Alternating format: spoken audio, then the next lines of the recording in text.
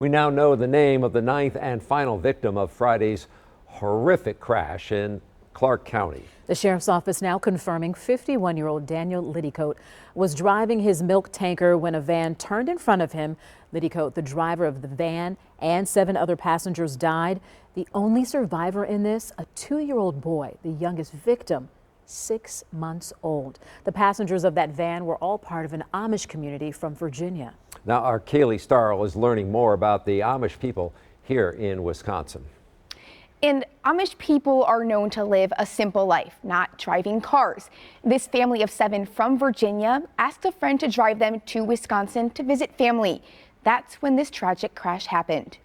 I was extremely upset. Professor Mark Louden teaches at UW-Madison. Any kind of tragedy like this, whether it affects Amish or any other people or whatever, it's a horrendous thing. He tells me that Wisconsin has the 4th largest Amish population in the United States, with around 25,000 people. About a third of the Clark County population is either Amish or traditional Mennonite.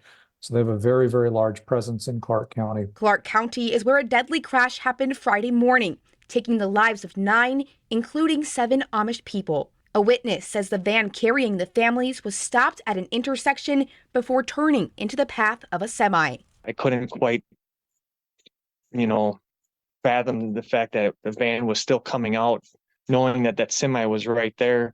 And by the time, everything happened, that semi smashed right into that vehicle. I called an information line set up by the Amish community and found the group was on their way to visit family here in Wisconsin. Quite common to hire private van drivers. Amish do not own or operate their own automobiles, motor vehicles. So when they're traveling distances that are longer than, say, like horse and buggy, distances, they either use public transportation or they hire charter buses. The horrific crash is expected to bring thousands in the Amish community together, both here in Wisconsin and Virginia. Very, very important community ways of expressing support for the survivors and support for each other.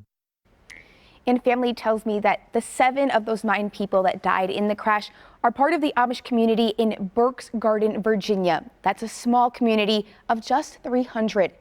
As for Liddycoat, the semi-truck driver, I've learned through an obituary that the milk tanker was a part of the family business, one that he's worked on since graduating from high school.